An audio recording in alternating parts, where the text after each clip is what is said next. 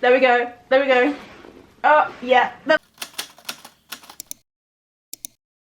Hello everybody and welcome back to my channel. If you're new here, then hi, I'm Abby and here we talk about books all the time. It's been a few months since my last book haul, and since then I've accumulated even more books than you might think is actually possible. But it's been done, and then I thought, what better than to share everything that I've got recently with all of you. As I said last time, watching unboxing videos are my favourite thing ever, and I had so much fun filming and editing this last time, so why not do it again? I'm also on my chair today. Normally I sit on the floor and film from the floor and just have this in the background, and I had like a revelation last night, like why am I not sitting in this chair, this really comfy reading chair, to film my videos? So much more cozy. So here we go. Here I am today to tackle through a lot of books. I can't lie to you. A lot of the books I'm talking about today have been gifted to me by publishers or book companies, so I will say when that's the case. But yeah, I think there's some really cool stuff in here in today's unboxing, and I'm really excited to share it all with you.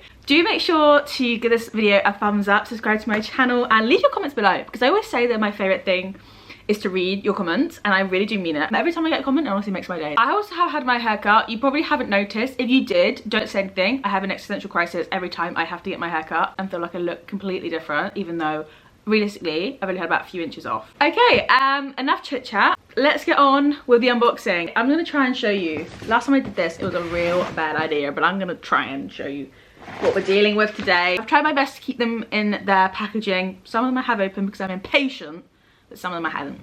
There we go. There we go. Oh, yeah. Let's go. I'm gonna start with this little cute pink parcel because I have an idea of what's in here. I want to prove myself right. So let's open it. Ooh. Ah, amazing! Guys, one way to my heart, food, chocolate, and this package is just delivered both to me. So instantly smiles, joy, and jubilation all around for this. And it's Tony's Chocolonely. Chocolonely? What am I about?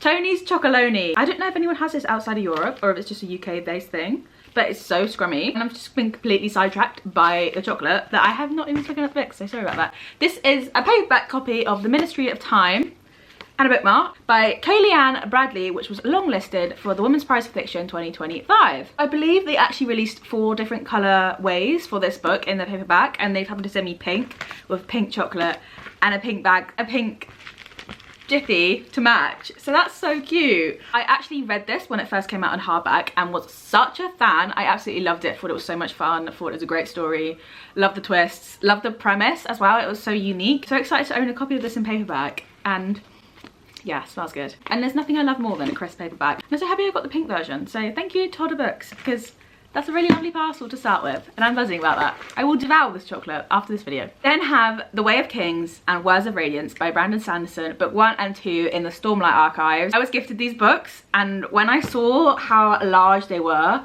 I was actually terrified. I had planned to start them potentially this month, but the size of these books, what?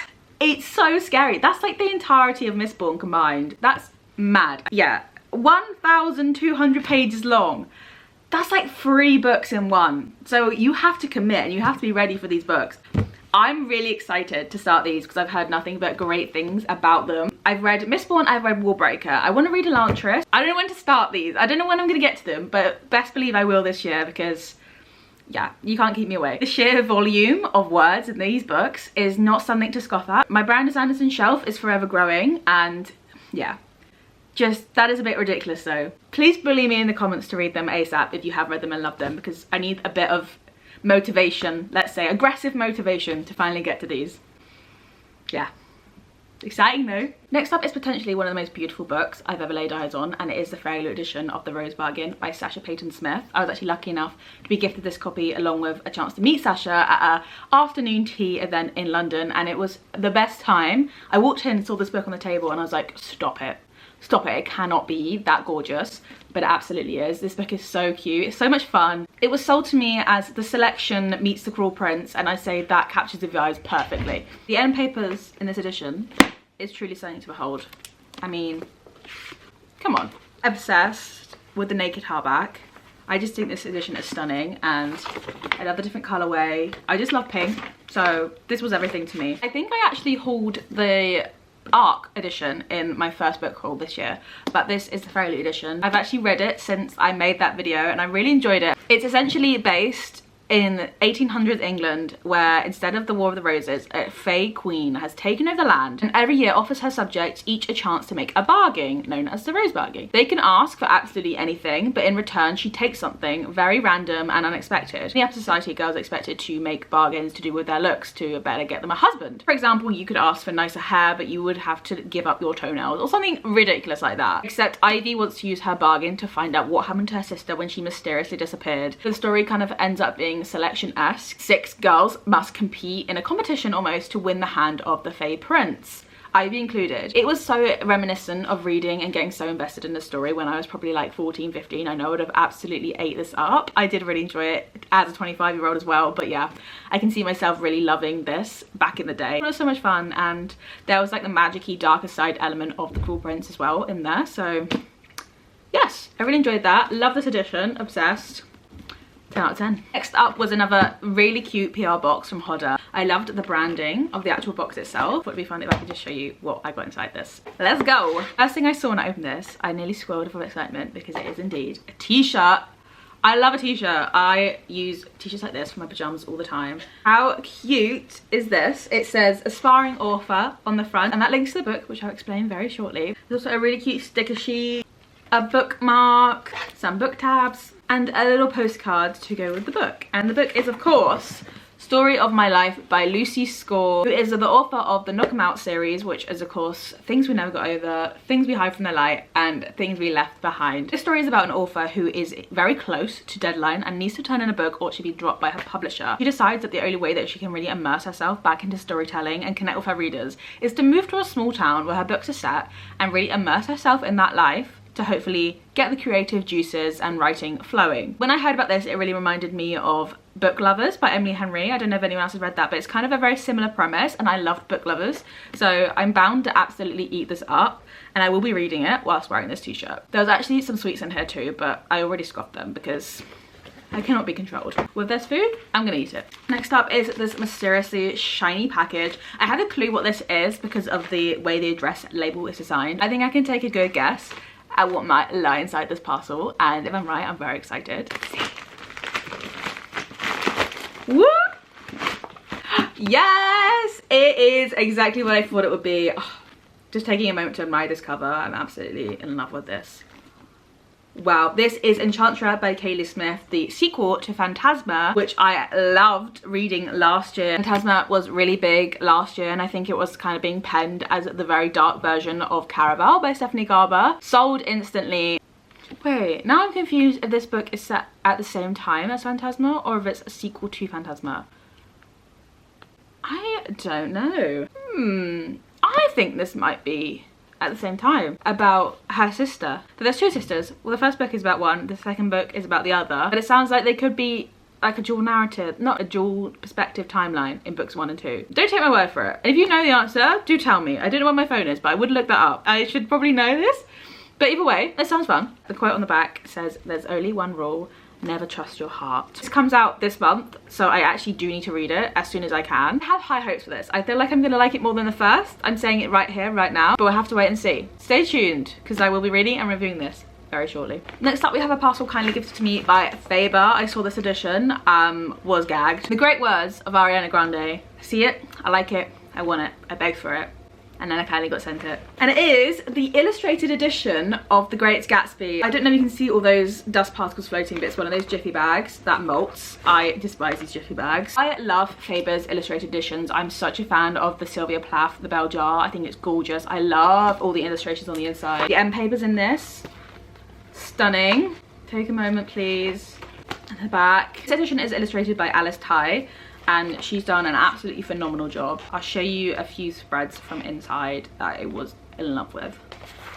Just how gorgeous is that? Oh, absolutely love it. I would say this is a staple for anyone who loves classics, who loves The Great Gatsby. Faber are pulling out all the stops on their illustrated editions, and I simply needed to own this book. I saw a video of it, and yeah, just like that. Eternally grateful to Faber for kindly sending me this copy of The Great Gatsby. I then thought it would be fun to unbox this Illumicrate subscription box together. This is actually the January 2025 box. I've just been holding and saving it because I was just obsessed with everything I got in here and I needed to talk about it with somebody and just gush over all the items in this. So without further ado, let's get into the Illumicrate box. So first up, we have a blanket. As you see, I haven't even opened it because I don't want to ruin it. This is the Midnight Bridge blanket inspired by Water Moon by Samantha Soto Yambao, which is, I believe, the book we get in this box. I actually am going to unbox this right now to show you and have a look myself. We just never have enough blankets, especially as a reader. You just like curl up in your chair, like I'm curled up here reading in this blanket. Oh, picturesque. It's so soft. I just love this colorway. I love purple, I love pink. I am that girl. Let's see what she looks like. Oh wow, she is stunning. All right, wait, no, sorry. You can't even see it. Oh my gosh, look at her. Guys, I might just end the video here and just have a little nap with this. Obsessed. See, if I opened this box and this was the only item I got, I wouldn't complain. I wouldn't even complain. I'd be like, fairs, that's worth it. That is worth it. I'm so happy. Why was I keeping that in the box for like 3 months? I'm crazy. Yeah, this is just that Fantasy Emporium's January 2025 theme. And then we have a Poison Garden mini bud vases inspired by This Poison Heart by Kaylin Bayron. I love the blue of this. Let's see what she looks like. I cannot get into this. What am I doing wrong? Oh, wow. Okay, they are lovely. They're cute. I love that.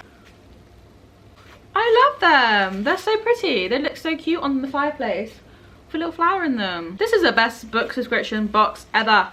And then we have a Spindrift Tea Room Tea Strainer inspired by Attempts of Tea by Hafsa Fazal. These, I don't know why I'm struggling so much to open these. Cute. I actually don't have tea leaves. I just use tea bags. I know, very lazy. But that's so cool to have. This is such a cute box. What the heck? Then finally we have Heart's Desire Trivet inspired Legends and Latte by Travis Baldry, which I haven't read, but I know a lot of my mutuals absolutely love this book and it's like cozy fantasy vibes. So oh, cute. Oh, that's really sweet. That makes me want to read the book. This month's box has blown me away, blown me out of the water. The final part of this box puzzle is of course the book, which we all know to be Water Moon. Oh my gosh, that is absolutely gorgeous. Just look at this. Starstruck. Absolute. Oh, guys, I'm blown away. I'm actually blown away. Ah! I could look at this all day long.